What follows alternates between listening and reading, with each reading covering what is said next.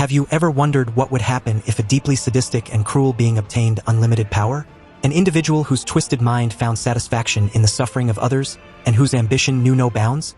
Well, there is an ancient legend about such a being, a creature as perverse as it is fascinating. Let me tell you this story. In a fantastical world called Nazarick, located in the underground depths, there was an immense and labyrinthine tomb, home to mystical and powerful creatures. In this gloomy sanctuary, amidst dark corridors and vastly ornamented halls, lived a demon whose very name sent chills even among the bravest. Demiurge, the guardian of the seventh floor, was a force to be reckoned with. Created by the supreme being Albert Alan Odell, Demiurge was the embodiment of the deepest evil. His appearance was as disturbing as his twisted mind. Tall and imposing, with skin as dark as night and black hair meticulously groomed. He wore an impeccable British suit, a gentleman's facade that barely concealed the cruelty that burned within him.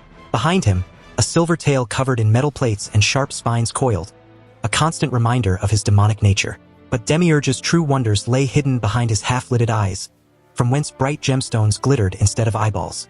Within that disturbed mind resided a diabolical intellect, a mastery of intrigue and manipulation that few could match. Demiurge was a master of the art of deception, capable of orchestrating elaborate schemes and controlling the emotions of his adversaries like a puppeteer controlling his puppets.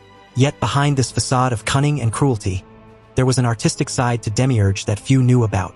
He was a talented carpenter and craftsman, creating beautiful works of art from the remains of his victims. Each creation was a perverse expression of his twisted mind, a tribute to his master and creator, Ains ul Gaun.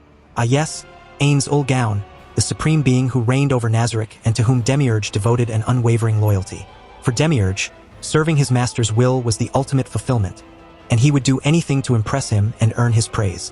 Whether through cruel experiments on prisoners or the orchestration of conflicts across entire nations, Demiurge was relentless in his pursuit of power and dominion, all in the name of Nazarick. And so it was that Demiurge became the architect behind some of the most tragic battles waged in the New World. Under the guise of a powerful demon emperor known as Jaldabaoth, he led his demonic army in a devastating invasion of the royal capital of the Riestai's kingdom. His forces sowed chaos and destruction, leaving a trail of bodies and ruins in their wake. But Demiurge did not stop there. He also orchestrated the demi-human invasion of the holy kingdom of Roble, skillfully manipulating both sides of the conflict like a master puppeteer. His machinations led humans and demi-humans to turn against one another in a bloody war, while he remained in the shadows, pulling the strings of his unwitting puppets. Amidst it all, Demiurge continued to carry out his sadistic experiments, testing crossbreedings and healing magic on hapless prisoners he called the Abelian sheep. His agricultural ranch was a veritable horror scene, where subjects were flayed alive to provide materials for the crafting of lower-tier magical scrolls. And through it all, Demiurge reveled in the chaos and suffering he sowed, feeding his insatiable thirst for cruelty.